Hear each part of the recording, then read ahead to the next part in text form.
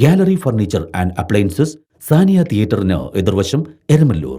അവർ sister concern Grand Furniture Mart, Eramalloor. Grand Galaxy, Thuravoor.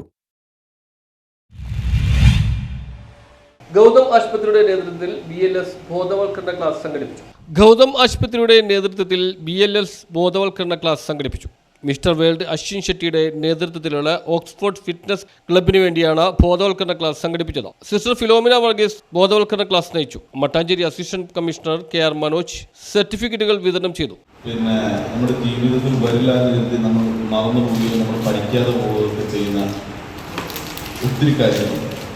ചിലപ്പോൾ നമ്മുടെ ജീവിതത്തിൽ അതൊരിക്കലും നമുക്ക് ഫേസ് ചെയ്യേണ്ടി വരില്ല. ചിലപ്പോൾ ചില കാര്യങ്ങൾ എല്ലാവരുടെയും ജീവിതത്തിൽ ഒന്നോ രണ്ടോ ഫേസ് ചെയ്യാം.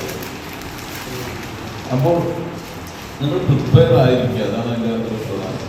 നിങ്ങൾക്കറിയാമോ, പിന്നെ നമ്മുടെ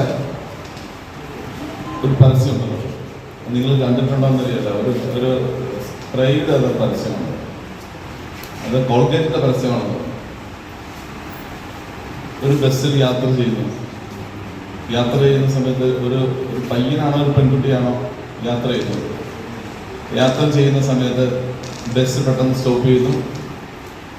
പിന്നെ ഈ പെൺകുട്ടി ബസ്സിൽ നിന്ന് വഴുതി അവൾ കൈവിട്ട് വേറെ പയ്യനെടുക്കുകയൊക്കെ ചെയ്തിരുന്നു.